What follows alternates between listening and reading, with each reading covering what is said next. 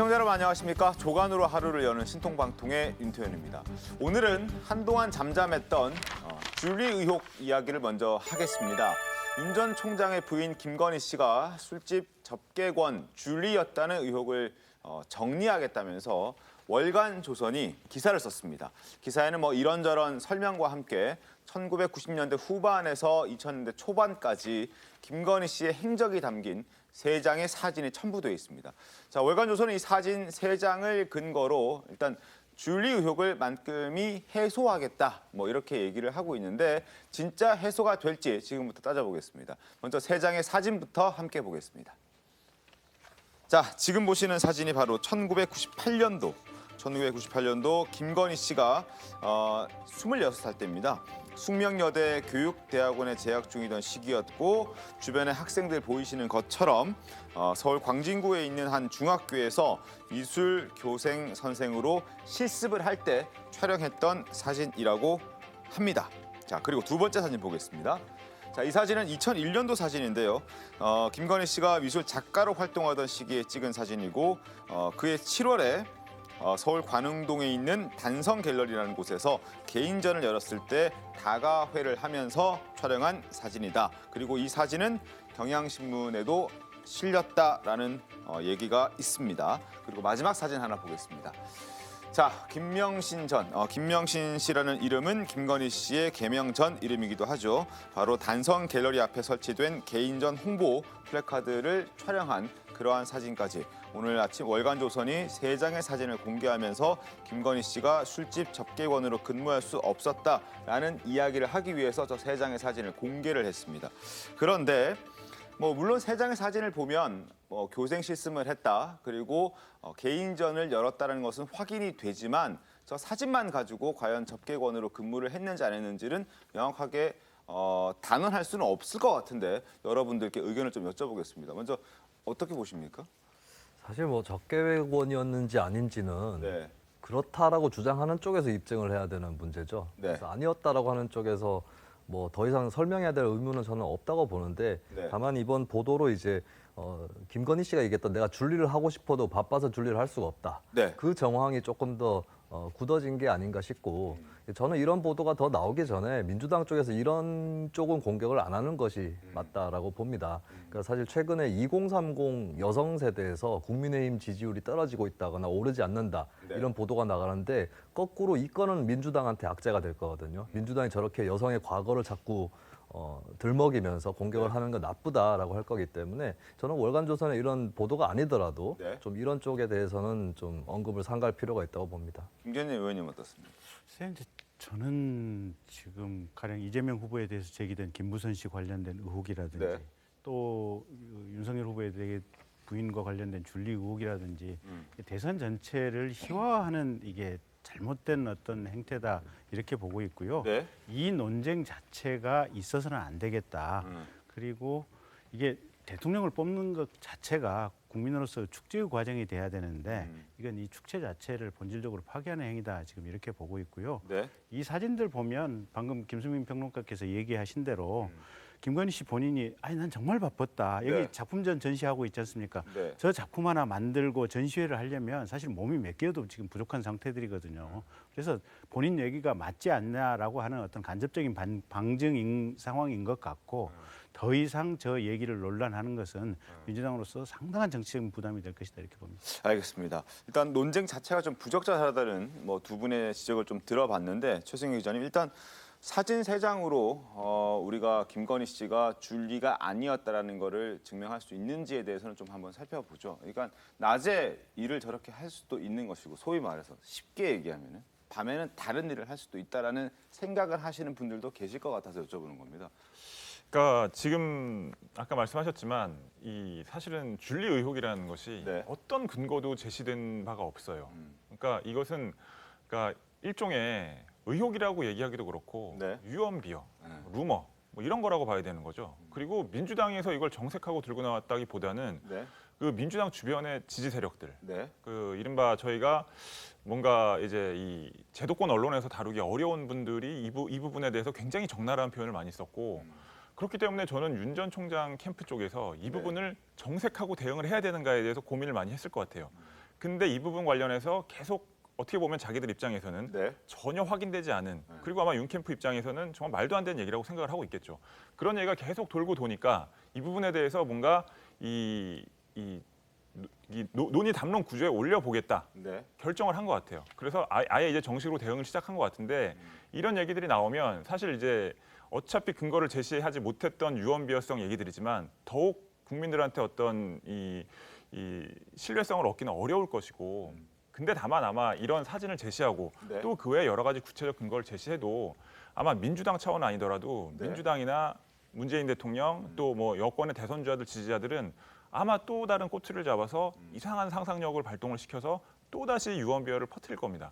그러니까 이런 부분에 대한 어떤 문제가 근절되기는 어렵겠지만 네. 윤 전 총장 캠프 측에서 이 부분에 정식 대응을 제가 보기에는 시작하기로 결정을 한 것 같은데 향후에 또 어떤 얘기들이 나올지, 그리고 이 부분은 아무리 논란이 계속돼도 이 여권 대선 주자들한테 전혀 도움될 게 없는 부분이기 때문에 윤 전 총장 캠프 측에서 좀 더 적극적으로 대응한다면 이 대선판에서는 큰 이슈가 되지 않을 가능성이 매우 높아졌다고 볼 수 있을 것 같습니다. 네. 예, 사실 이른바 줄리 의혹이란 걸 정치권, 그 제도권 정치 안에서 거론하기 상당히 좀 어려운 부분이 있죠. 그런데 유권자들에게 분명히 소구력이 있는 주제이고, 이건 뭐 이재명 지사 같은 경우에도 본인이 언급하길 상당히 꺼려하지만 김부선 씨가 계속해서 소환되고 이제 논란이 되는 것처럼, 그렇다면 이 사진 3장으로 논란이 종식될 수 있을 것인가를 그냥 팩트만 따져봤을 때 네. 이 사진 공개된 건 3장입니다. 저도 이 기사를 봤는데 사진 한 장이 뭐 줄글 10장보다 더 큰 파급력을 줄 수 있다라고 이제 언급한 부분이 있는데,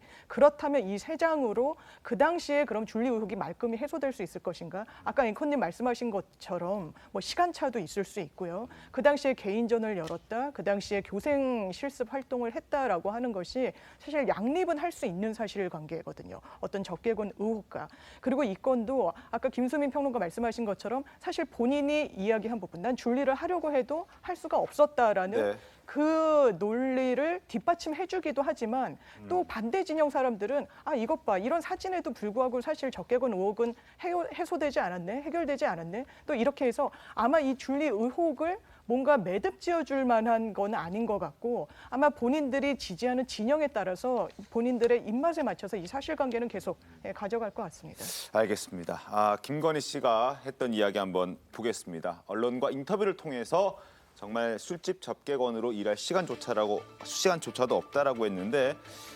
보겠습니다. 제가 줄리였으면 줄리를 기억하는 분이 아마 나올 것이다.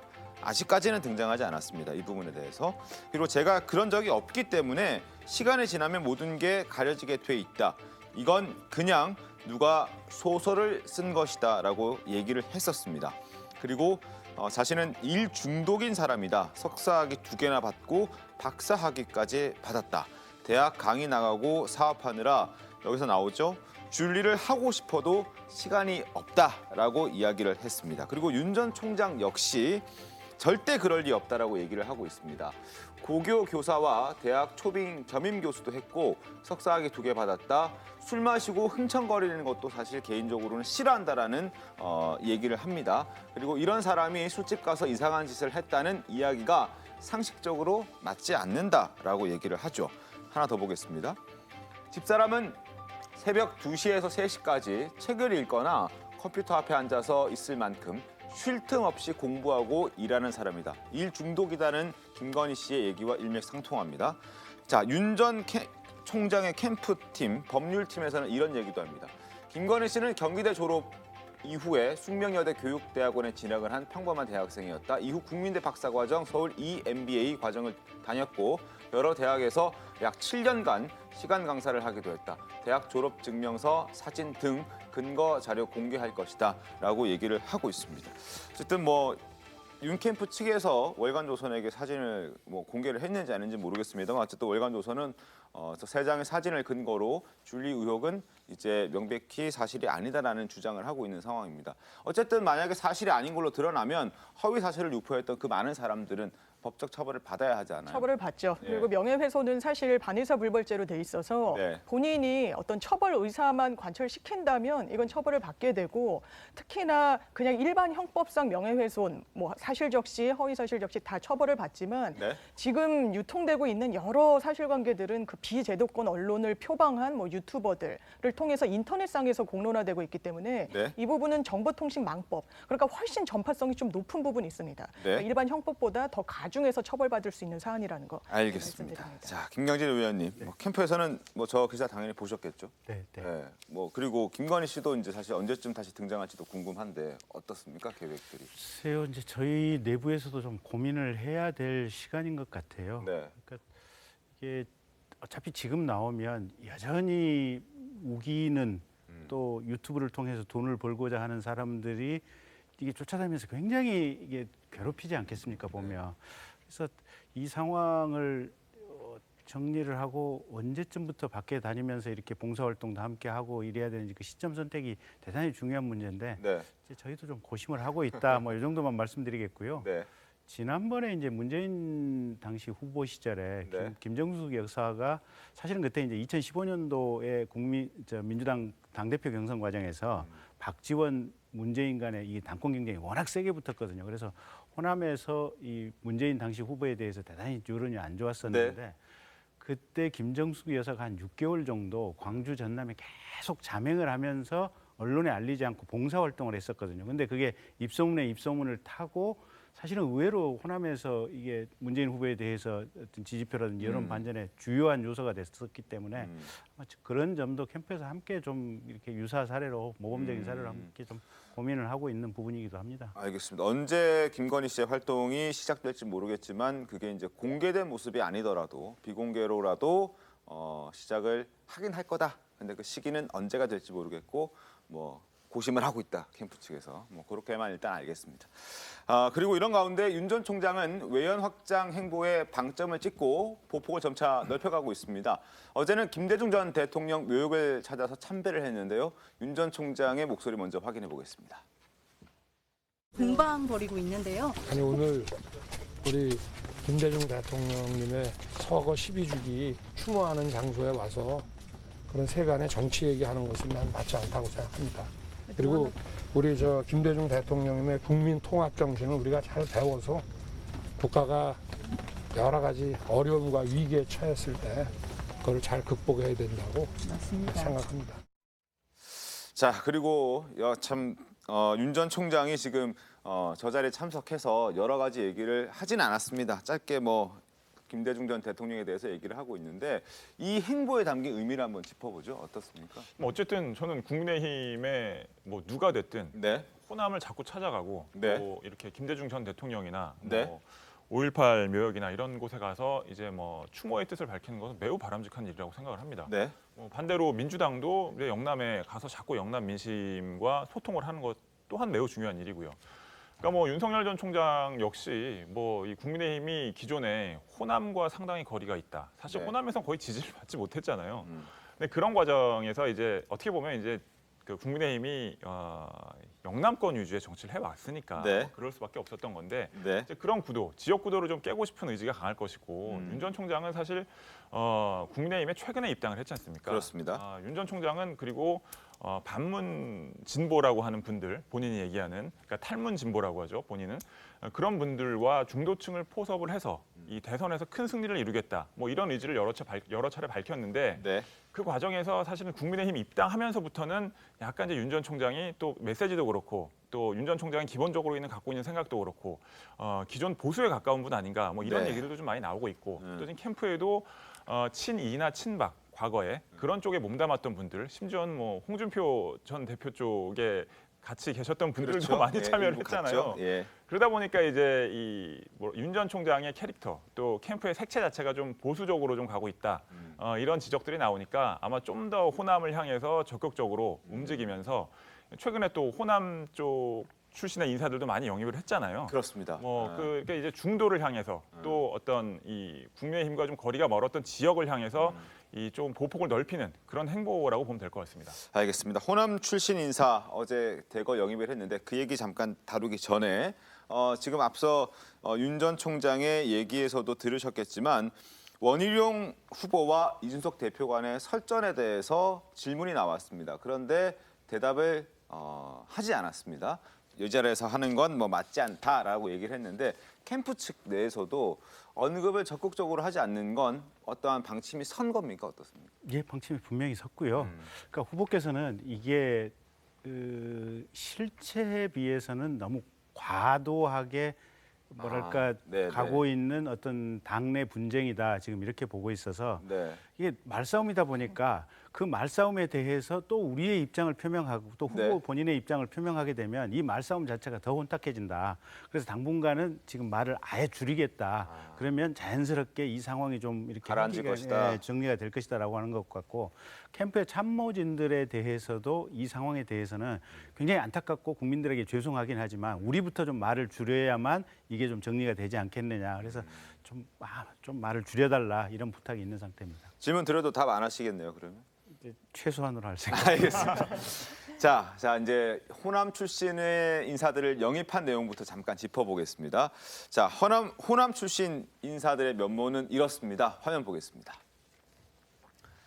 자, 일단 송화중 전 노무현 정부의 대통령 자문정책기획위원장을 영입했던 사람을 정책 고문으로 영입을 했습니다. 그리고 유종필 전 청와대 정무비서관 그리고 노무현 대통령의 공보특보 역할을 했던 분을 상임 고문으로 영입했고요. 김성호 전 16대 국회의원 새천년 민주당 소속이었죠. 정무특보로 영입을 했습니다. 이 외에도 사실 대표적인 분들만 좀 설명을 해드린 거고 40여 명에 이르는 인사들이 추가적으로 발표가 됐습니다. 여기에 대해서는 어떻게 보십니까?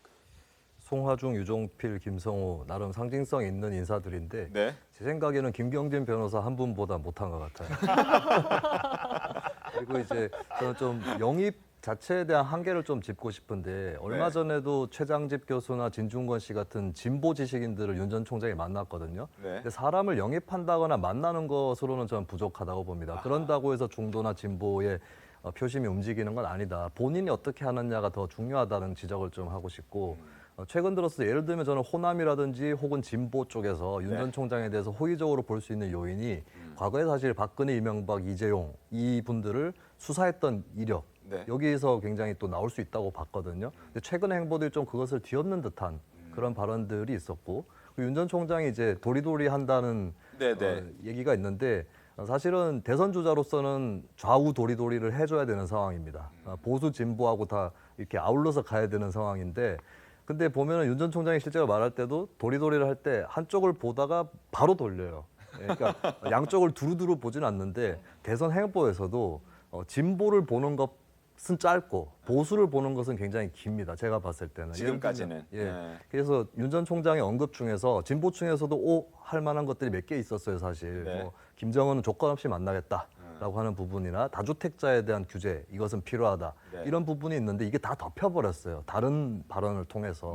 그래서 인재 영입도 중요하지만은 본인 스스로의 어떤 이 조절, 이 대단히 더 중요한 것이다. 이걸 좀 지적을 하고 싶습니다. 김경진 의원께서 잘 말씀을 드려야겠네요. 세 사람보다 더 훌륭하신 분이 얘기를 해주시니까. 후보께 저희가 김수민 평론가께서 말씀하신 내용 가감 없이 문장 그대로 전하겠습니다. 알겠습니다. 신통방통 그냥 틀어주십시오. 자, 그리고 특히 민주당의 이제 최장수 대변인 출신이죠. 유종필 전 관악구청장 같은 경우에는 기자회견하면서 좀 울먹이는 모습을 보여서 또 주목을 받았습니다. 어떻게 했는지 영상으로 확인해 보겠습니다. 민주당을 떠나는 게 너무 가슴이 아픈데 늘 기자 정신을 가지고 정치를 한 저로서는 늘 합리적이고 상식을 추구해 왔는데 저 같은 사람이 숨 쉴 공기가 한 줌도 남아있지 않다. 대한민국 정상화에 제 작은 힘이나 보태야 되겠다. 그런 취지로 윤석열 후보를 돕기로 했습니다. 자, 장유미 변호사님, 저분 같은 경우에는 김대중 정부에서 청와대에서 있었고 노무현 정부 시절에는 또 공보특보도 했고요. 근데 완전 어제까지만 하더라도 민주당 인사였는데 갑자기 저렇게 민주당 비판하는 모습 보면 민주당에서는 조금 아플 것 같습니다. 네, 저는 이 민주당이 긴장을 해야 되는 한 장면이지 않나라는 생각이 들고 아마 윤석열 캠프 측에서 이 그림을 만들기 위해서 상당히 좀 공을 들이지 않았을까라는 생각도 듭니다. 이 유종필 전 구청장 같은 경우 그리고 어제 같이 영입이 된 호남 인사들 같은 경우 민주당의 자산인 노무현 DJ 그 두 분의 측근들 그리고 같이 호흡을 맞췄던 분들 그리고 유종필 전 구청장 같은 경우에는 굉장히 오랜 기간 민주당의 입이었습니다. 상징성을 가진 인물들이 지금 그렇다면 왜 이 반대 진영 아니면 다른 진영으로 가게 됐느냐. 나는 상식과 합리 이런 부분을 이야기할 때 유권자들이 계속해서 당장 어제까지만 해도 민주당에 몸담았던 인사가 어떤 사유로 어떤 이유로 다른 진영에 가게 됐을까. 이 윤석열이란 인물을 다시 보게 되는 효과는 분명히 있을 것 같거든요. 물론 뭐 언제까지나 이게 지속될지 그 효과가 장기화하는 거는 저는 결과적으로는 주자의 몫이라고 생각하지만 어쨌든 어제 이 정치적인 이벤트는 잘 구성이 됐던 것 같습니다. 자, 이러한 윤 전 총장의 행보에 발끈한 사람이 있습니다. 바로 추미애 전 법무부 장관인데요. 화면 보겠습니다. 자, 윤석열이 하필이면 오늘 과거 김대중 대통령의 큰 그늘 밑에서 운신하는 자들을 자기 옆에 줄을 세우다니 참으로 영악하고 치졸한 짓이다라고 얘기를 하고 있습니다. 40여 명에 이르는 호남 출신의 인사들을 대거 영입했던 그 부분에 비판을 하고 있는 것 같습니다. 자, 저 목소리를 캠프에서는 어떻게 좀 듣고 있습니까? 근데 김대중 대통령 재임 시절에 아드님이 뇌물수수 혐의로 구속영장이 청구되지 않았습니까? 근데 대통령은 다 감수를 했거든요. 내 아들이라도 혈육이라도 잘못을 했으면 당연히 법의 단죄를 받아야 된다. 근데 지금 추미애 장관이나 또 문재인 정부, 민주당 정부가 했던 일이 뭡니까? 자기 편 사람들이 범죄를 저지르면 그럴 만한 이유가 있었겠지. 그분 굉장히 좋은 사람인데 혹은 검찰이 억지로 수사권을 남용해서 사건을 일부러 만들어냈다. 이런 말씀을 하지 않습니까? 누가 말씀했던 대로 아마 지하에 계신 김대중 대통령께서 추미애 후보의 저 말씀을 들었다면 정말 마음속으로 통곡을 하지 않으셨을까 싶습니다. 그리고 사실 노무현 전 대통령도 그렇고 김대중 전 대통령도 그렇고 그분들이 그 남긴 정치적 어떤 업적들이 굉장히 많지만 전 그중에서 가장 핵심적인 것 중에 하나가 지역주의 타파를 위한 노력, 그 지역 균형 발전을 위한 노력이라고 생각을 하는데 정치인들이 어디를 가고 무슨 얘기를 하는 건 당연히 정치적 의도가 있습니다. 그럼에도 불구하고 그 윤 전 총장, 그러니까 대선 주자들이, 그러니까 야권의 대선 주자들이 호남을 가고 여권의 대선 주자들이 영남에 가서 그쪽 민심하고 소통을 하는 것은 어쨌든 굉장히 바람직한 일이거든요. 근데 이거를 계속 이 김대중 노무현의 어떤 적통을 잇는다는 그 추미애 전 장관을 비롯한 여러 이 여권의 대선 주자들 또 민주당의 지도부가 항상 이 국민의힘이나 야권 사람들이 호남에 갈 때마다 저런 식으로 비판을 하잖아요. 그러니까 본인들의 저런 비판 자체가 어떻게 보면 본인들이 늘 입에 달고 사는 노무현 정신, 김대중 정신에 반하는 것이다. 저는 이 말씀을 꼭 드리고 싶습니다. 알겠습니다. 자, 윤 전 총장 지금 외연 확장에 나서고 있는데 국민의힘의 상황은 그렇지가 못합니다. 좀처럼 뭔가의 불길이 잡히지 않고 있습니다. 자, 국민의힘 당대표와 일부 대선 주자단의 어떠한 다툼 영상으로 확인해 보겠습니다. 우리 버스에 탑승하신 모든 분에게 정말 안락한 경험 그리고 안전한 경험, 목적지까지 문제없이 도달할 수 있도록 우리 당과 지도부의 역할이라는 것을 이제 잘 알고 있습니다.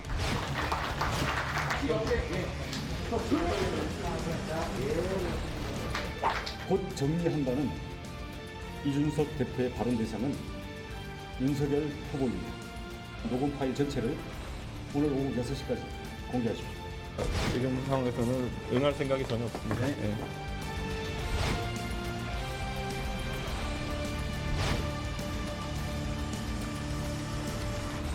자, 어제 하루 종일 곧 정리된다. 그 대상자가 갈등 상황이냐 아니면 윤석열이냐를 놓고 진실 공방이 하루 종일 펼쳐졌었는데, 자, 원희룡 전 제주지사 또 다른 의혹도 제기하고 나섰습니다. 영상으로 확인해 보겠습니다. 제 기억과 양심을 걸고 분명히 다시 말씀드립니다. 곧 정리한다는 이준석 대표의 발언 대상은 윤석열 후보입니다. 녹취록을 일부만 풀어서 교묘하게 그 뉘앙스를 비틀어 왜곡하고 있습니다. 윤석열 총장이 토론회 2번이면 버틸 수 없다 라는 이야기를 해서 도대체 경선 공정성에 대해서 가장 치명적인 사실일 수가 있기 때문에 그 부분에 대해서 저희는 예의주시를 하고 있었습니다. 김수민 평론가님, 지금 일단 보면 토론회 2번이면 윤석열 못 버틴다라고 말했던 거 가지고 또 문제를 제기하는 것 같은데 이건 어떻게 보셨습니까?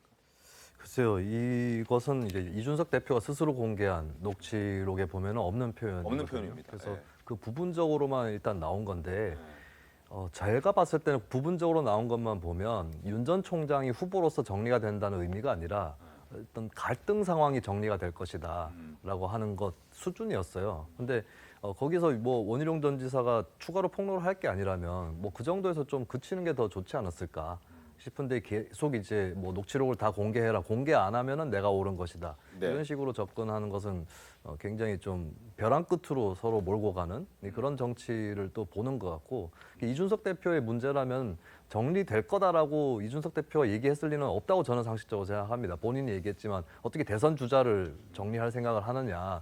근데 이제 이준석 대표의 문제는 그 대화에서 드러나는 거는 윤 전 총장 지지율이 떨어질 것이다. 떨어지기 때문에 정리될 거다라는 전제가 들어가 있거든요. 그 네. 부분은 이제 당내 유력 주자의 지지율이 떨어지는 걸 일종의 예상을 하거나 기대하는 그런 태도가 보인 것은 문제긴 했죠. 네. 근데 이제 그 수준에서 또 공개석상에서 오가지 않은 그런 대화를 가지고 확전을 하는 것은 바람직하지 않은 것 같습니다. 그리고 지금 이런 평론을 해주시는 분들도 그렇고 정치권에 있는 정치인들 뭐 이런 분들께서도 얘기하는 것 중에 하나가 이준석 대표의 이 자동 녹음 기능, 전화기에 있는 그냥 전화를 거는 순간, 이준석 대표랑 통화를 하는 순간 내 목소리가 그대로 녹음이 된다. 이거는 굉장히 정치적으로 뭔가 예의에 어긋난다라는 얘기도 하고요. 그래서 심지어 이 자동 녹음 기능을 아예 뭐 삭제를 하든지 뭐 버려버리든지 뭐 이런 얘기까지 나오고 있는 상황인데 이러한 일각의 주장에 대해서는 어떻게 보십니까? 저는 전적으로 공감을 합니다. 저희가 네. 이제 사건을 진행하다가 의뢰인에게 혹시 증거 있으세요?라고 하면 네. 녹취를 이제 갖고 오시는 분들이 상당히 많은데 이거 어떻게 확보하셨습니까?라고 하면 저희 그 앱을 깔아서 자동으로 저는 모든 통화를 녹음하게 돼요라고 하면 저부터도 이 의뢰인분한테는 정말 말 조심을 더 해야 되겠구나. 네, 내 음성이 녹음이 되는구나. 그렇다면 가급적 전화는 안 하고 싶어지고 네. 문자 남기고 싶어지고 근거를 남기고 싶어진단 말이에요. 그런데 하물며 이 업무와 관련해서도 그런데 정치적인 영역에서 어떤 정치적인 언사를 주고받는 상대방이 내 그 말이 다 녹음되고 있다는 게 많잖아요. 전 국민한테 알려졌지 않습니까? 네.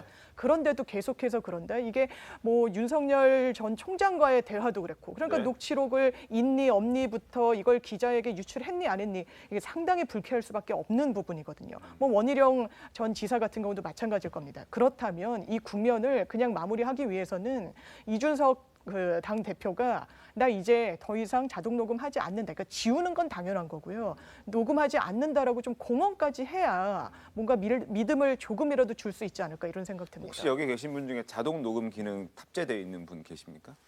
없으세요? 다 없으세요? 근데 가끔 기자들 같은 경우에는 자동 녹음 기능을 활용하는 기자들도 있잖아요. 그러니까 특히 방송 기자들은 이제 네. 그 통화를 상대방이 동의를 얻은 상태에서 통일을 해서 녹취를 해서 그걸 이제 네. 방송에 이제 활용하기 싱크로 위해서. 쓰는 경우가 예. 있죠. 어쩔 수 없이 써야 되는 경우가 있긴 합니다. 그래서 이제 보통 기자들 같은 경우에는 뭐 그런 걸 녹음 기능을 자주 쓰긴 하는데 정치인들은 실제로 어떻습니까? 300명의 그 정치인들이 뭐 다 그렇지는 않을 테지만 요즘에 추세는 어때요? 좀 늘어나고 있습니까? 어떻습니까? 글쎄, 근데 저도 이제 이 이준석 대표 녹음 사태를 하고 나서 많은 사람들이 얘기를 해봤는데 네. 이건 세대별 차이가 좀 있는 것 같더라고요. 그러니까 20대나 30대 같은 경우는 핸드폰을 썼을 때 처음부터 이 자동 녹음 기능 자체가 옵션으로 들어가 있고 그래서 이걸 생활의 편리성 차원에서 쓴다라고 하는 이런 생각들이 조금은 있는 것 같고요. 네. 근데 40대 넘어가면 저는 평생 가면서 누구랑 대화하는 걸 녹음을 해본 적이 없거든요. 네. 근데 녹음을 한다고 하는 것은 뭐냐면 이 녹음을 한 걸 가지고 결정적인 순간에 너랑 나랑 치고받고 싸울 때 이걸 쓰겠다라고 하는 게 전제가 돼 있는 상황이기 때문에 그런 녹음을 하겠다고 하는 상황에서 만나는 사람은 이거는 편한 상대가 아니거든요. 저는 평생 살면서 녹음을 한 번도 해본 적이 없습니다. 할 생각도 해본 적이 없고. 근데 아까 장 변호사께서 얘기하신 내용이 사실은 40대 이상의 사람들하고 얘기해 보면 야 어떻게 녹음을 하냐. 이건 있을 수가 없다. 녹음하는 사람하고는 절대 대화 못 한다는 것이 평균적인 감정이거든요. 그래서 약간의 세대별의 좀 어떤 인식 간극은 분명히 있는 것 같은데 제가 볼 때는 이 사태 전반을 꿰뚫어서 가장 큰 어떻게 보면 뭐랄까 좀 손실을 입은 분이 이준석 대표인 것 같아요. 네. 장 변호사 말씀대로 이준석 대표님하고 이제 편하게 전화 통화하기 어렵다라는 생각들이 다 들 거 아니에요, 보면. 그래서 장 변호사 말씀드린 대로 대표께서는 빨리 나 더 이상 자동 녹음되는 전화기 쓰지 않는다. 네. 이 말씀을 하시는 게 그나마 대표로서 뭐랄까 사람들 대표 되면 많은 많은 사람들하고 네. 얘기하고 많은 사람들하고 편안하게 정말 내밀한 대화를 나눠야 될 거 아니에요, 보면. 근데 이제는 전화상으로 내밀한 대화를 안 나누려고 하는 경향들이 있을 거 아니에요. 그래서 그런 어떤 액션이 이 대표께 좀 필요하지 않나라는 생각도 듭니다. 알겠습니다. 뭐 이 대표가 어떻게 뭐 행동을 할지도 한번 지켜보도록 하겠고요. 그리고 이러한 국민의힘의 내용을 둘러싸고 민주당에서 비판의 목소리가 나오고 있습니다. 화면 보겠습니다. 아수라장이 되어 있는 이 국민의힘의 이 경선 버스를 과연 종착지까지 끌고 갈 수 있을 것인가. 본인이 주인공이 되고자 하는 그런 성향들, 네. 다른 여러 사람들을 좀 통합시켜야 되는데 그런 것들이 좀 부족함, 이런 것들에 있는 것이지 나이가 어리기 때문에 뭔가 미숙하다라는 것은 저는 좀 잘못된 해석이라는 생각이 좀 듭니다. 제1야당이 봉숭아학당보다 못합니다. 청년들이 이준석 대표에게 요구했던 공정, 국민들이 바랐던 새로운 정치는 쓰레기통에 던져버린 국민의힘. 역시 낡은 정치의 DNA만은 여전합니다. 자, 민주당에서도 이제 공격할 포인트를 찾고 공격을 하고 있는 것 같은데 어떻습니까? 사실 민주당으로서는 그렇게 이야기할 수는 있을 것 같습니다. 그러니까 아까 고민정 의원 같은 경우에도 이게 이준석이 어려서만의 문제라고 치부할 수는 없다. 이게 당 자체의 문제라고 하는데 지금 유권자들은 다 대선 성적표를 저는 매기고 있는 것 같거든요. 이 국면까지도 다 살펴보고 최종적으로 선택지를 하는 것인데 네. 지금 이렇게 사분오열되고 점입가경으로 흐르는 진영에 과연 내 한 표를 소중하게 행사할 수 있는 진영인가라는 의문을 굉장히 많이 제기해주고 있는 것 같아요. 네. 국민의힘이. 그렇다면 이게 제대로 봉합이 돼도 이미 많은 표를 저는 깎아먹었는데 이게 봉합까지 안 되고 지지부진하게 이 갈등 국면을 가져간다? 이건 사실 정권교체를 하지 않겠다는 소리와 거의 진배가 없다라는 생각이 들고요.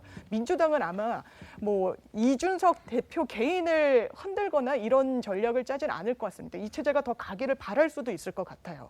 어떤 그 전략상. 그렇지만 이게 전체적인 틀에서는 이게 사실 정치란 건 양날개로 나는 거 아니겠습니까? 네. 또 국민의힘이 너무 또 지지부진한 모습을 보이면 저는 그 반사체로 민주당도 결과적으로는 좋지 않을 거기 때문에 또 유사한 논란이 뭐 송영길 대표한테도 뭐 이심 송심이다 해서 뭐 나오고 이런 국면 속에서 국민의힘이 빨리 좀 잘 마무리가 됐으면 좋겠습니다. 알겠습니다. 뭐 여권에서는 당연한 것이고 또 야권 내부에 국민의힘 내부에서도 이준석 대표에게 비판적인 메시지를 내고 있는 의원들과 여러 사람들이 많은 것으로 지금 알고 있습니다. 그에 반해서 또 이준석 대표에게 힘을 실어주는 대선 주자들도 있습니다. 자, 누군지 목소리로 확인해 보겠습니다. 원희룡 후보가 균형 감각과 이성적 판단 능력을 상실했습니다. 당 중진의 대선 주자라는 사람이 사적 대화 내용까지 과장 왜곡하여 뒷북 공개하면서 당내 분란을 부추기는 저희가 무엇입니까?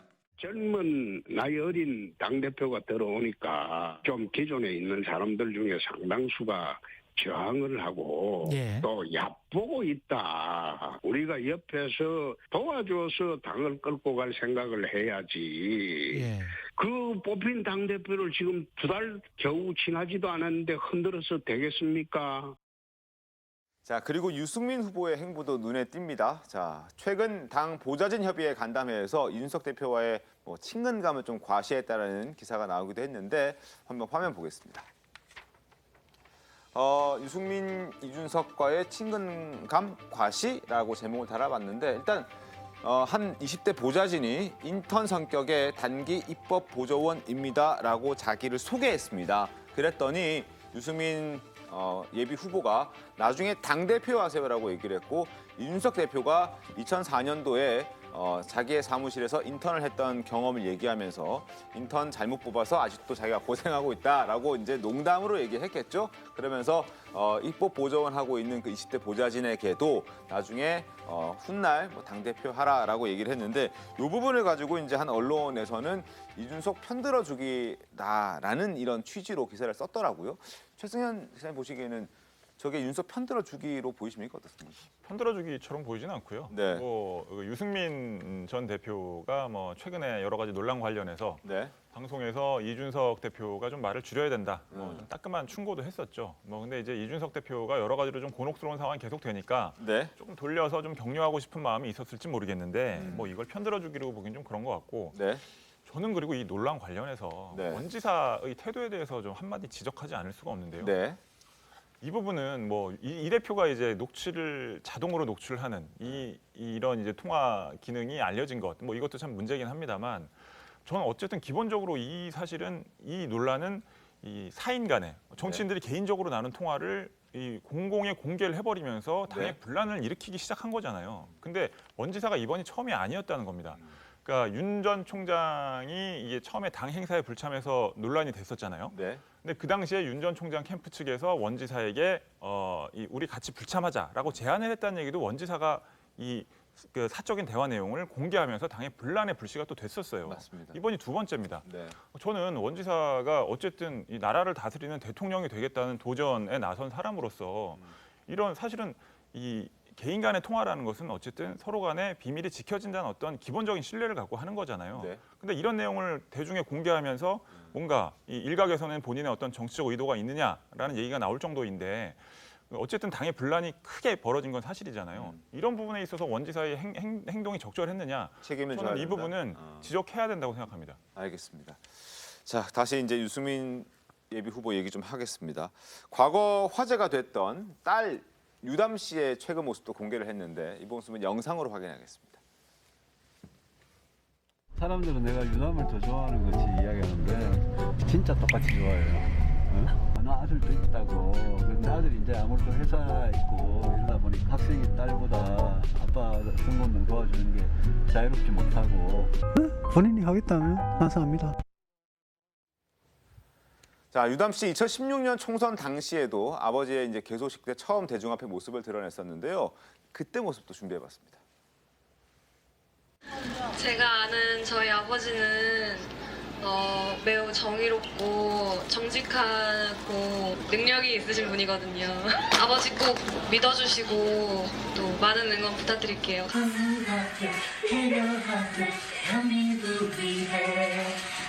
살기 좋은 나라 되게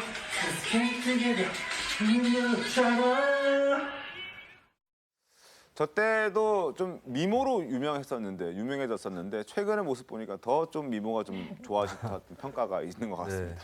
네. 미모는 이제 사람의 이목을 집중시키는 힘은 있죠. 근데 유담 씨의 매력은 거기서 끝나는 건 아니었던 것 같아요. 그러니까 보면 이제 주체적인 여성의 모습을 하고 있고 지난 대선 때도 보면은 중간에 선거 유세 도중에 성폭력 사건이 있었습니다. 같이 사진 찍는 사람이 이제 아주 나쁜 행동을 해서 그때 그 위기를 떨치고 나가는 모습이라든지 이런 것에서 이제 비슷한 나이 또래의 여성이든 남성이든 간에 많은 좀 감흥이 있었던 것 같고 이게 유승민 당시 후보에게 플러스 요인이 됐던 것은 주체적 여성을 저렇게 딸로 가진 아버지라면 민주적이고 그리고 본인이 얘기했던 개혁적 보수에 가까운 신사적인 남성이 아닐까라는 게 플러스 요인이 되었다. 이 부분이 이제 시너지로 작동을 했던 것 같고, 근데 저는 이제 최근에 이제 유승민 후보가 그것을 조금 걷어차는 행동을 했다고 봐요. 어떤 행동이었습니까? 어떤 거냐면 여가부 폐지 이런 걸 얘기하는 것은 유승민 후보에게 기대했었던 소위 얘기하는 서위탄이라는 표현이 있습니다. 이제 젊은 여성들을 아껴주는 뭐 이런 인터넷 용어인데 서위탄, 뭐 페미니스트까지는 아니지만 서위탄 신사적인 중년 남성의 이미지를 조금 여가부 폐지론을 통해서 그걸 이제 사투리 비슷하게 서윗 뭐 이렇게 표현을 하는데 그런 이미지를 여가부 폐지론을 꺼내면서 좀 젊은 여성층이나 청년층한테는 좀 마이너스 요인이 된 게 아닌가. 그러면 유담 씨의 가담 효과도 좀 떨어질 수 있다라는 것을 좀 지적을 하고 싶습니다. 최승현 기자께서 보셨을 때는 이번에도 좀 덕을 보겠습니까? 어떻습니까? 뭐 어쨌든 그 대선 과정에서 가족들이 얼마나 적극적으로 해주느냐. 그렇죠. 저는 뭐 유담 씨의 외모 뭐 이런 것들이 뭐 결정적인 요소라고 생각하지 않지만 가족들이 얼마나 헌신적으로 또 진심을 다해서 도와주느냐가 그 대선에서 국민들한테 상당히 감동을 주는 측면이 있거든요. 어쨌든 유담 씨는 과거 선거에서도 적극적으로 아버지를 도와주면서 눈길을 모았던 측면이 있기 때문에 이번에도 뭐 이 상당한 힘이 될 수 있다 이렇게 생각합니다. 알겠습니다. 한번 기대를 해보겠고요. 자, 그리고 국가혁명당 이제 다들 잘 아시죠? 허경영 대표가 어제 행주산성에서 대선 출마를 선언했습니다. 지지율과 상관없이 사실 선거를 출마할 때마다 존재감을 드러내는 이 허경영 씨였는데 이번에도 그랬습니다. 영상으로 확인해 보겠습니다.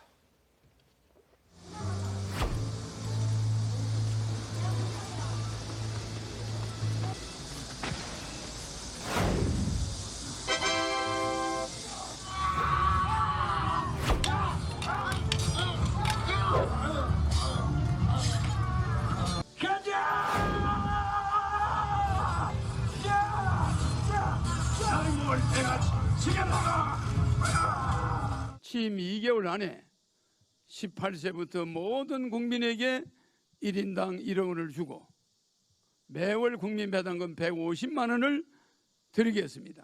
허경영이 아니고서는 대한민국의 희망을 앞으로 볼 수가 없을 겁니다. 자, 허경영 씨가 어제 대선 출마를 선언했습니다. 지금 뭐 민주당에서는 이낙연 전 대표와 황교익 씨, 지금 경기관광공사 사장으로 내정된 황교익 씨와의 어떤 그 친일 프레임을 둘러싼 다툼도 벌어지고 있고, 그리고 허경영 씨는 또 안철수 대표에게 단일화 같이 하자라는 얘기까지 했었죠. 그런 와중에 이제 당당하게 행주산성에서 저 군복을 입고 예전에 전투복을 입고 칼도 차고 나와서 말까지 타고 와서 저렇게 얘기를 했습니다. 대선 출마하겠다. 그리고 1억 원 주고 배당금도 150만 원 드리겠다. 허경영 아니고서는 대한민국에 희망이 없다. 이런 얘기까지 했는데 진짜 특이하긴 특이합니다. 네. 사실 이게 정치의 영역으로 봐야 할지는 잘 모르겠습니다. 네. 저분의 주장은 여전히 황당무계하다고밖에 얘기할 수 없는 것이고 현실화될 수 없는 이제 정책들이죠. 근데 다만 이제 저분이 아마 한 20여 년 전에 이제 선거에 나오고 대선에도 나왔고 서울시장 선거에도 나오고 이랬잖아요.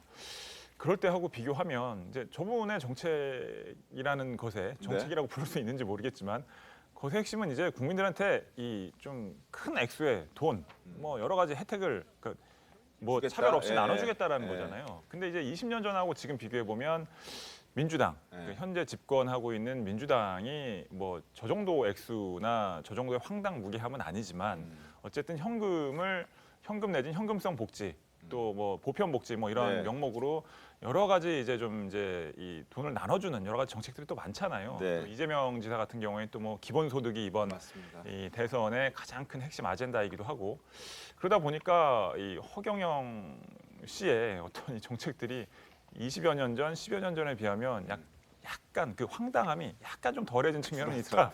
그런 느낌은 없지 않아 있습니다. 그러니까요. 김수민 평론가님.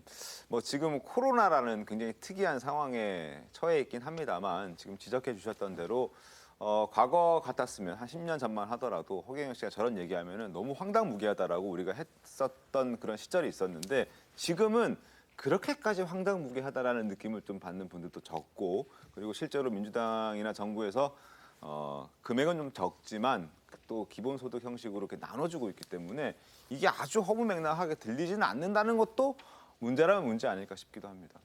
근데 현금 수당이 지급이 또 되고 있고 세계적으로도 기본소득이 논의는 되고 있는 상황이죠. 그래서 얼핏 보면은 이 혁명당에서 얘기하는 배당금 정책 이것도 비슷해 보이긴 한데, 근데 제가 그냥 봐도 여러 가지 좀 돈의 규모가 굉장히 많아요. 긴급 생계지원금 1억 원, 결혼하면 1억 원, 이거까지 사실 이재명 지사도 이런 공약은 낼 수 없을 거라고 보는 측면에서는 아직까지 황당한 범위에 있는 건 맞다라고 보여지고, 이걸 좀 거울 삼아서 정치권 전체가 반성했으면 좋겠는 게 허경영 씨가 재원 마련하는 방안 또 내놨거든요. 이걸 보면은 한 해 예산에서 70%를 절약한다라는 부분이 나와요. 7%라도 절약할 수 있을까? 왜냐하면 국민들이 다들 자기 집 앞에 도로가 울퉁불퉁하면 욕합니다. 남의 집 앞에 도로 울퉁불퉁해서 덮은데 또 덮는다고 욕하지만, 그래서 줄일 수 있는 예산이라는 게 그렇게 만만치 않거든요. 그럼 이제 국가 채무를 져야 되느냐? 근데 한국은 기축통화국도 아니고 또 고령화 추세였기 때문에 빚을 지는 것도 부담스러워요. 그럼 저는 정치권에서 이제 증세 얘기를 해야 된다라고 생각을 하거든요. 그리고 그 증세는 사실 부유층에 국한되는 것이 아니라 한국은 부유층이 조세 부담의 어떤 비중이 좀 높은 편입니다, 오히려. 그러니까 면세율이 굉장히 높기 때문에. 그래서 사실은 중산층이나 서민 일부까지도 증세를 해야 되는, 그렇게 해야 복지를 할 수 있는 여건을 마련할 수 있는 거거든요. 근데 정치권이 그 얘기를 다 피하고 있어요. 근데 허경영 씨도 그 얘기를 피하고 있다라고 하는 측면에서는 허경영 씨가 정치권을 일종의 미러링하고 풍자하고 있다 이렇게 보여집니다. 알겠습니다. 자, 유권자들이 과연 어떻게 받아들일지는 저도 잘 모르겠습니다. 어쨌든 황당무계한 그리고 그동안에 귀를 쏠깃하게도 만들었었던 그러한 공약들 종합해서 한번 들어보도록 하겠습니다. 대학 지망자 전원이 입학할 수 있는 교육혁명, 조선 왕조를 부활하는 도덕혁명, 다시 한번 강한 한국을 만들겠습니다. 결혼하면 1억 원, 출산하면 3천만 원, 가정부터 지켜주니 애국심이 살아나네. 대통령 경우는 자, 그리고 어제 허 대표의 이 허경영 씨의 발언 중에서 안철수 대표를 언급한 게 있습니다. 눈에 띄었습니다. 들어보겠습니다. 안철수 대표님께 정중하게 제안합니다. 국가혁명당과 국민의당 이 정당 차원에서 서로가 추구하는 정책에 대한 토론과 국민의 뜻을 묻는 국민 경선을 통하여 단일화할 것을 제안합니다. 답변을 기다리겠습니다. 답변을 기다리겠다 하지만 어쨌든 답변하지 않을 것 같고 한다 하더라도 허경영 씨가 원하는 대로 답변이 나올 것 같진 않지만 안철수 대표를 저렇게 집요하게 물고 늘어지는 이유는 있을 것 같습니다. 저는 허경영 씨가 온갖 선거에 다 출마를 하면서 내가 무얼 이야기하고 무얼 제안하면 이게 먹힌다. 이런 어떤 정치적인 감각을 체득한 게 아닌가라는 생각이 듭니다. 사실 본인으로서는 상당히 중요한 어제 출정식이었던 셈인데 거기에 안철수 대표 지금 정치적으로 사실상 표류하고 있지 않습니까? 국민의힘과의 어떤 합당은 사실상 물 건너간 것 같고 일단 일정 기간 동안은 그리고 뭐 제3지대 구축을 위해서 뭐 김동연 전 총리나 러브콜을 보냈지만 사실상 거절당했고 정치적으로 사실 난감한 상황인데 그 난감한 손을 허경영 내가 잡아주겠다. 상당히 좀 코믹해 보이기도 하지만 이게 유권자들에게 기자들에게 언론에게 소위 말하면 먹힌다라는 어떤 전략상 이런 언사를 꺼내는 것 같습니다. 알겠습니다. 정작 말씀해 주신 대로 안철수 대표는 만나고 싶은 사람이 있는데 그 사람은 또 만나려고 하지 않는 것 같습니다. 김동연 전 경제부총리 얘기인데요. 러브콜을 보내고 있는 국민의당 지도부의 목소리 한번 들어보겠습니다. 손을 잡으시거나 이런 가능성을 좀 모색하고 계신가요? 지금 어떤 계획이나 생각을 가지고 있지는 않습니다. 다만 국가의 미래를 생각하고 그리고 더 좋은 대한민국을 만들겠다는 생각을 가지신 분들이라면 어떤 분이든 만나서 의논할 그런 자세가 되어 있습니다.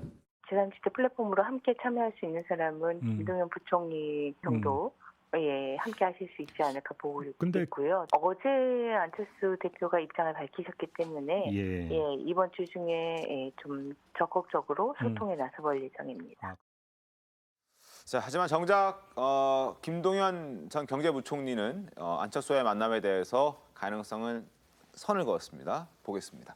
자, 김동연과 소통하고 있다, 소통하고 싶다, 이런 메시지를 내고 있는 안철수 대표 측인데 김동연 전 경제부총리는 만날 계획이 없다라고 얘기를 하고 있습니다. 제동이 걸릴 수밖에 없지 않겠습니까? 제3지대를 노리는 안철수 대표 입장에서는. 그렇죠. 근데 이제 안 대표가 지금 첫 제안인데 이거에 대해서 지금 김 전 부총리가 저렇게 선을 그었다고 해서 지금 여기서 저 논의가 끝났다라고 보기는 좀 어려울 것 같고요. 네네. 저는 정치는 또 항상 변하고 생물이라고 하지 않습니까? 네. 그리고 지금 어쨌든 이제 지금 유권자들이 지금 문재인 정권을 바꿔야 된다, 정권 교체를 해야 된다라는 쪽과 그다음에 이 정권을 유지해야 된다, 재창출해야 된다는 쪽이 상당히 많이 지금 이제 갈려서 이 팽팽하게 지지층이 결집해 있지만 여전히 중도층들이 늘어나고 있는 상태예요. 네. 그런 부분들을 생각한다면 저 두 분은 아마 우리들이 힘을 합쳐서 뭔가 이 세력을 좀 만들 수 있지 않을까라는 생각을 저는 해볼 수 있다고 생각을 합니다.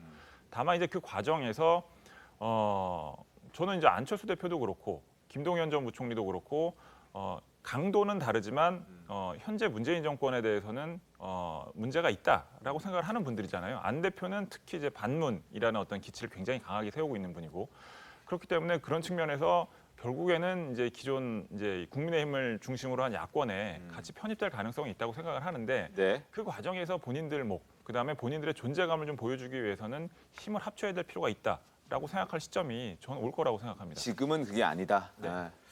제가 얼마 전에 이제 그 여권 인사 누구라고 말씀드릴 수는 없고요. 네. 재밌는 얘기를 하나 들었어요. 그러니까 이제 민주당 쪽의 바램은 어차피 안철수 대표는 윤석열 후보하고 어느 시점에선가 같이 할 확률이 매우 높다라고 자기네들은 본다. 평 분석을 한다라고 하는 거고 그랬을 때 그 김동연 부총리를 지금 지난번에 서울시장 출마했던 시대전환당 있지 않습니까? 네. 조정훈. 네.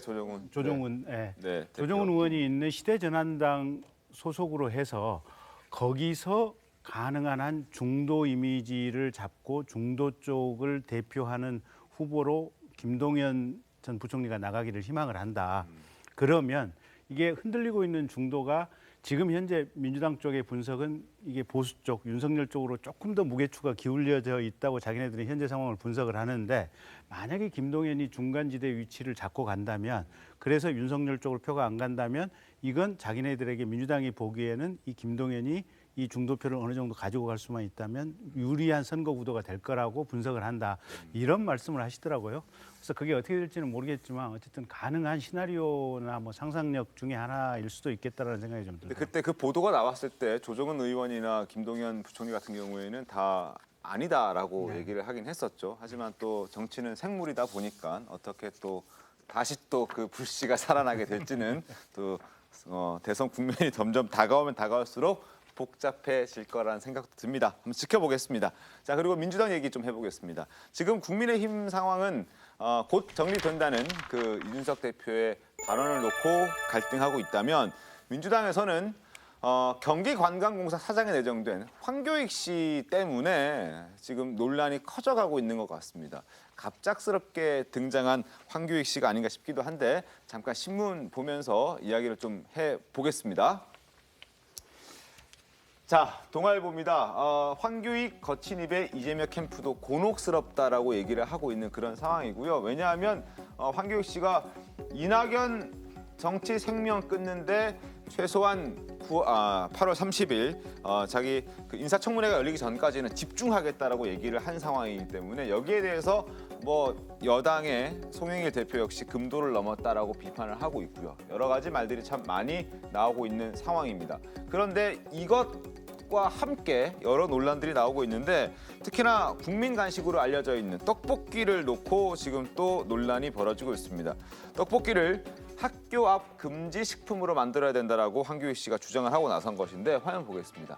떡볶이는 영양이 불균형하고 자극적인 맛을 내는 정크푸드다. 이제 불량식품이다 이런 얘기죠. 그래서 어린이 건강에 좋지 않다. 지금이라도 학교 앞 금지 식품으로 지정되어야 한다. 식약처가 바로 잡아야 한다라고 얘기를 하고 있습니다. 그런데 이번이 처음이 아니라 과거에도 황교익 씨는 떡볶이에 대해서 좀 비판적인 얘기를 했습니다. 들어보겠습니다. 떡볶이 먹으러 왔어요.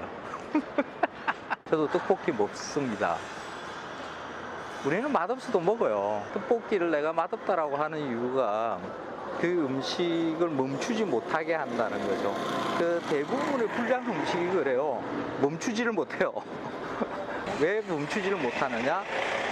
당이 과다하게 들어가 있기 때문이죠. 이런 음식은 영양 균형이 좀 깨져 있고 자극적이고 늘 염려를 해야 돼요. 그것을 과식할 수 있으니까. 마칼럼니스트인 제 입장에서는 그런 음식은 그냥 불량식품이고 정크푸드이지 맛있다라고 할 수는 없어요. 자, 떡볶이. 왜 갑자기 떡볶이입니까? 글쎄요, 그 떡볶이가 멈추지 못하는 음식이라서 나쁘다라고 얘기하고 있는데 현재 황교익 씨의 행보가 떡볶이 같은 행보다 멈추지 못하고 있어요. 발언들. 본인도 멈출 생각이 없다라고 얘기하죠. 그 이낙연 전 대표의 정치 생명을 끊겠다라고 했거든요. 근데 이 발언은 골목 식당의 경제적 생명을 끊을 수 있는 발언이에요. 그래서 제가 더 이해가 안 갑니다. 사실 저도 떡볶이를 좋아하고 이제 떡볶이 골목에 있는 식당들, 집 가까이 있는 식당들을 찾는데 사실 그 식당들이 학교 부근에 있거든요. 대체로. 그렇죠. 그러면 학교 부근이라는 기준으로 하면 그 식당들이 이제 없어지게 될 거고 굉장히 이제 자영업자분들의 반발을 부를 수 있는 그런 발언인데 왜 할까 저도 사실 좀 궁금합니다. 근데 제가 아까 떡볶이 같은 행보라고 했던 것에서 좀 힌트가 있지 않을까 싶은데 지금 굉장히 다 내려놓고 싸우다시피 하고 계시거든요. 근데 이낙연 전 대표하고 거의 사활을 걸고 싸우고 있고 어제만 해도 이제 폭풍 SNS 포스팅이다 이런 표현까지 나올 정도로 거침없는 발언들을 계속하고 있는데 본인이 지금까지 공격받았던 포인트도 다시 꺼내가지고 나 억울하게 여기서 끝나지 않겠다. 이왕에 대중 앞에 드러나서 싸우는 거 포인트도 다 끄집어내서 내 명예 회복하겠다. 이런 심산이 아닌가 그렇게 보여집니다. 알겠습니다. 그 부분은 잠깐 이따가 좀 살펴보겠고요. 그런데 이렇게 떡볶이에 대해서 신랄하게 비판을 했던 황교익 씨인데 이 지사와의 사실은 유튜브에서 얘기를 했을 때도 떡볶이를 먹었고요. 그리고 뭐 여러 가지 떡볶이에 관련된 활동들을 많이 했다고 합니다. 이어서 한번 영상 보겠습니다. 마산에서 먹는 떡볶이인데 뭔가 조금 달라요. 지금 우리가 떡볶이 시켜놓고 이 가래떡은 안 먹고 지금 어묵만 먹고 있어요. 걔는 눈치 보여 서로 못 먹고 있는 거예요. 맛이 아주 제가 이상하다고 표현하는 게 맛이 아주 특이해요. 떡이 특이해요. 떡이 특이합니다. 네, 저렇게 떡볶이에 대해서 비판적인 얘기를 하고 불량식품이다, 어린이에게는 안 좋으니까 먹여서는 안 된다, 학교 앞에서 금지시켜야 된다라고 얘기를 하고 있는데 정작 본인은 떡볶이를 홍보하는 광고도 찍었다고 해요. 그러니까 뭐 이재명 지사하고 저런 유튜브를 한 거는 뭐 본인이 불량식품이라고 생각해도 뭐 자기들이 먹겠다는데 뭐 그게 뭐 문제가 될 것 같지는 않은데 광고를 찍었다면 그건 좀 성격이 다르잖아요. 그렇죠. 그거는 이제 이 보는 사람들로 하여금 이걸 많이 사 먹으라는 어떤 목적이 명확한 어떤 행위잖아요. 그렇습니다. 그러니까 이제 그런 본인이 어떤 맛 평론가로서 음식 전문가로서 본인의 어떤 소신을 갖고 떡볶이는 불량식품이다라는 말씀까지 하신 분이 갑자기 떡볶이 광고를 찍었다. 만약 그렇다면 이 부분은 사실은 이 맛 평론가로서의 어떤 자질을 좀 의심받을 수 있는 또 어떤 양심을 의심받을 수 있는 지점이긴 합니다. 알겠습니다. 자, 떡볶이와 관련된 얘기를 좀 나눠봤습니다. 자, 떡볶이가 과연 이렇게까지 비판받아야 될 음식인지는 잘 모르겠습니다. 저도 떡볶이를 좋아하기 때문에. 자, 어쨌든 떡볶이 발언뿐만 아니라 황교익 씨가 하는 모든 발언들이 지금 논란이 되고 있습니다. 황교익 씨, 이낙연 전 대표를 향해서 거친 발언들을 쏟아내고 있죠. 화면 보겠습니다. 이낙연의 친일 프레임 때문에 크게 화가 났다. 너 죽이겠다는 신호로 읽었다. 오늘부터 청문회 전까지 이낙연의 정치적 생명을 끊는 데 집중하겠다라고 얘기합니다. 그리고 또 라디오에 출연해서 이러저러한 거친 표현들을 쏟아냈습니다. 이어서 들어보겠습니다. 인간적인 배신감을 느꼈어요. 이낙연 씨는 근데 같은 문재인 정부에서 일을 하고 정신적인 동지라고 생각했던 사람에 의해서 공격을 한다는 게 인간적으로 도리가 아니죠. 이거는 인간의 일이 아닙니다. 짐승이나 이런 일을 하지. 이낙연 씨는 더 이상 흥분돼서 말이 안 나오는데요. 아무리 정치판이 서로 치고받고 싸우는 데라 하더라도 인간에 대한 예의는 지켜야 되는 거죠. 이낙연 씨는 저한테 인격적 모독을 한 것에 대해서 사과하세요. 자, 저렇게 이제 황교익 씨가 이낙연 전 대표를 향해서 격양된 목소리를 내고 있습니다. 근데 이낙연 대표 입장에서 봤을 때는 황교익 씨랑 동일선상에서 이렇게 싸우는 모습은 지금 당 대표 출신이고 또 국무총리까지 했고 사선의 의원에 지금 또 대통령 후보까지 나오는 마당에 이렇게 되면은 좀 모양새가 빠지지 않습니까? 네, 그럼 몹시 불쾌할 것 같고요. 실제로 기자들이 뭐 연미복 논란에 대해서 물었을 때도 뭐 가치도 없다, 대꾸할 가치도 없다 이런 식으로 약간은 신경질적인 반응을 보였는데 뭐 어떻게 보면 당연한 반응이라고도 생각이 되는 부분이 있고 황교익 씨 같은 경우에는 애초에 불거졌던 이 경기도 관광공사로 가기로 했을 때 물론 뭐 청문 절차가 남아 있긴 하지만 애초는 자질 논란, 실력 논란이 있었는데 이제는 인성 논란, 공직에 적합한지 이 사람의 어떤 인성 논란으로 본인이 어떤 구도를 바꿔버렸습니다. 상당히 불리하게 본인이 악수를 뒀다라고 생각할 수 있는데 본인 스스로가 황교익 씨 본인 스스로가 처음에 뭐 공모 절차에 이제 응해서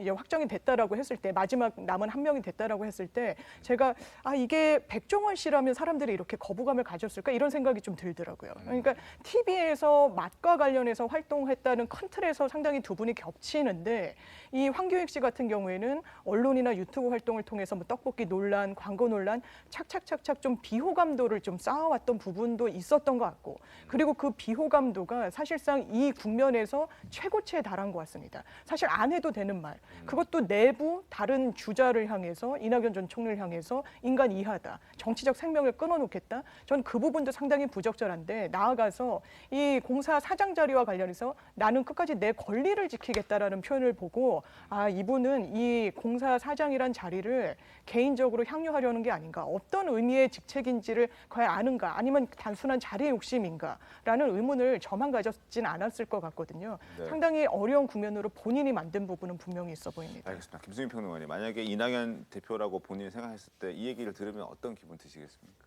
엄중하게 보고 있습니다. 엄중하게. 이렇게 지금 또 그러고 있는 것 같은데, 예, 근데 이거는 진짜 이낙연 전 대표가 전 여당 대표로서 심각하게 받아들여야 될 부분이 뭐냐면, 민주당이 굉장히 습관적으로 뭔가를 나쁘다 싶은 걸 공격할 때 일본 얘기를 자꾸 끌어와요. 친일 프레임을 씌운다. 그래서 이번에도 황교익 씨가 과거에 일본 음식을 높게 샀다 이런 이유로 신경민 전 의원이 도쿄관광공사에 어울린다. 네네네. 이거는 도쿄 시민들한테도 사과해야 됩니다. 왜 갑자기 황교익 씨를 도쿄관광공사로 낙하산처럼 그렇게 보내는 게 어디 있겠어요. 그러니까 이거는 사실 민주당이 너무 지나치게 반일 프레임을 갖고 특히 지지층이나 이쪽에서 계속 선전을 해왔던 것이 지금 내부로 들어가가지고 결국 서로를 찌르고 베는 그런 무기가 돼버린 거거든요. 근데 저는 이낙연 전 대표가 국무총리도 했지만 사실 이낙연 전 대표가 이번에 거론된 것처럼 일본 통 아니겠습니까? 근데 그렇다면은 당내 그런 분위기를 진작부터 좀 말렸어야 되는 거 아니냐. 계속 한일전을 부르짖던 재작년 때부터 물론 일본이 잘못했지만 우리도 이런 식으로 하면 안 된다. 이런 이미지를 메시지를 내보내주는 역할이 이낙연 전 총리 역할이었다고 보거든요. 근데 그때부터의 어떤 직무유기들이 결국 쌓여서 결국에 외구가 어쩌고 일본이 어쩌고 하는 프레임으로 같은 당의 동지들끼리 서로 공격하게 되는 그 상황을 불러일으켰다라는 측면에서 좀 굉장히 근본적인 반성이 필요하다고 봐요. 알겠습니다. 이낙연 전 대표의 목소리 한번 들어보겠습니다. 어제 그 황교익 씨가 이 언론 인터뷰를 통해서 본인 입장 밝힌 거는 접하지 못하셨죠? 예, 무슨 연미복이 일본 옷이다. 그것은 사실과 다르죠. 반문 일베가 씌운 친일 프레임으로 공격하는 건 인간이 아니라 짐승이나 하는 짓이다. 이렇게까지 표현을 했거든요. 네, 그것은 거듭 말씀드리지만 제가 언급하고 싶지 않습니다. 자, 그리고 송영길 대표도 이러한 논란이 당내에서 커지자 이야기를 한마디 했습니다. 들어보겠습니다. 황교익 그분의 발언은 금도를 벗어난 과한 발언이 아닌가 이렇게 생각이 듭니다. 자진 사퇴가 필요하거나 혹시 그런 말까지는 제가 말씀드린 그렇고 그 과정을 통해서 잘 판단하지 않을까 생각합니다. 자, 이렇게 얘기까지 나왔지만 황교익 씨는 멈출 생각이 없습니다. 다시 어제 나온 입장 좀 보겠습니다. 자, 송영길 대표님, 제 발언이 금도에 벗어난 줄 저도 압니다. 유력 정치인이 제 직업 생명을 끊겠다고 덤비니까 그렇게 반응할 수밖에 없었습니다. 금도는 송 대표님 당의 민주당의 정치인이 먼저 넘었습니다. 저에게 사과를 시키면 저도 사과할 용의가 있습니다. 라고 얘기를 합니다. 대단히 세게 나오는 그런 상황인데요. 국민의힘에서는 이러한 당내 갈등을 약간 옆에서 보면서 좋아하는 것 같아 보이긴 합니다. 자, 김재원 최고위원의 목소리 듣겠습니다. 황교익 씨가 등장했기에 망정이지 아니면 우리만 욕을 먹고 있을 상황인데 하여튼 참 고마운 분이에요.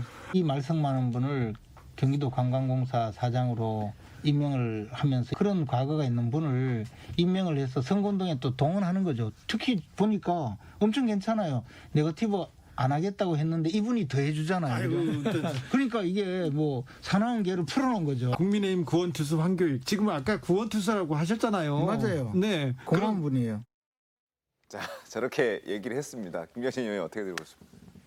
이걸 웃어야 될지 울어야 될지 뭐라고 얘기를 해야 될지 모르겠는데요. 그러니까 황교익 씨도 보면 사실은 최초에 이제 신경민 의원께서 이제 시작을 한 것 같은데 조금 상처를 초창기에 받았다고 하는 그런 측면이 있을 수는 있겠어요. 근데 그렇다고 하더라도 사실은 공직 후보자라면 공직 후보자가 가져야 될 마음 자세와 행동의 어떤 기본 원칙이 필요하거든요. 네. 많이 어긋나 있다라고 보여지고 실은 저 정도 어제 뭐 생명을 끊어놓겠다 이 정도 발언이 나왔으면 즉각 이재명 지사 같은 경우는 사실은 내정 철회한다. 내가 대신해서 사과드리겠다. 이낙연 후보 측에. 그리고 어쨌든 국민 여러분께도 제가 부적절한 인선을 통해서 이게 어떤 이런 소동이 나게 한 거에 대해서 정말 죄송하다 이 메시지가 나왔어야 되는데 이재명 지사 가만히 있잖아요 보면. 황교익 본인 나는 절대로 물러나지 않겠다 그러고 이재명 지사 입장은 지금 도의회에서 가결하면 그대로 임명하겠다는 입장 아니에요 보면. 네. 근데 우리가 옛날 그 노노맹자에서 보듯이 사람 인재를 쓸 때 가장 중요한 것은 그 사람의 심상이라 그랬거든요. 마음이 바르냐 바르지 않냐라고 하는 것이 인재 등용의 첫 번째라고 했는데 이재명 지사가 과연 사람을 보고 이게 좋은 인재를 감별할 수 있는 능력이 되시는 분인지. 그러니까 저분이 이재명 지사가 만약에 대통령이 됐다라고 했을 때 저런 인사, 이런 실패한 인사, 그리고 실패한 인사임에 명약권하함에도 불구하고 내가 지명하고 내 편이기 때문에 지지 철회도 안 한다. 그럼 저런 분이 대통령이 됐을 때 대한민국의 주요 영역을 담당하는 장관들에 대한 인사는 과연 어떤 방식으로 갈 것인지 정말로 그 우려가 큰 부분입니다. 알겠습니다. 일단 보훈 인사 논란이 이제 나오고 있으니까 이재명 지사 뭐 철회하겠다 이런 얘기는 아직 안 하고 있습니다만 경기도는 어떠한 채용 비리 뭐 이런 것은 없다라는 이야기를 한 적은 있습니다. 그 목소리 들어보겠습니다.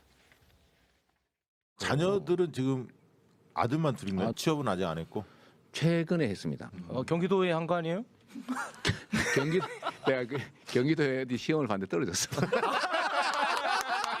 공무원 시험이요? 아니 산학연 어디 시험을 봤던가 봐. 물론 역차별 당했을까요? 거기는 제가 보기에는 모르겠어요. 지금 경기도 통합 공채라기 때문에 사실 쉽지 않아 개입하는 게. 못하게 해놓은 거죠. 지금 5명 있는 회사 이런 데 다니고 있죠.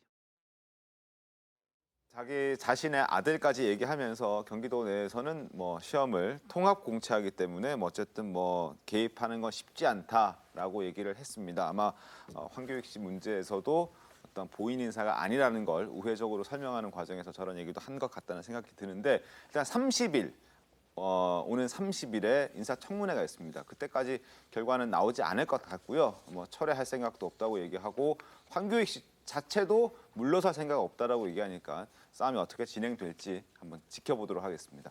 자, 잠시 뒤에 돌아오겠습니다. 오늘 준비한 신통방통 여기까지입니다. 내일 더 신통하게 돌아오겠습니다. 고맙습니다.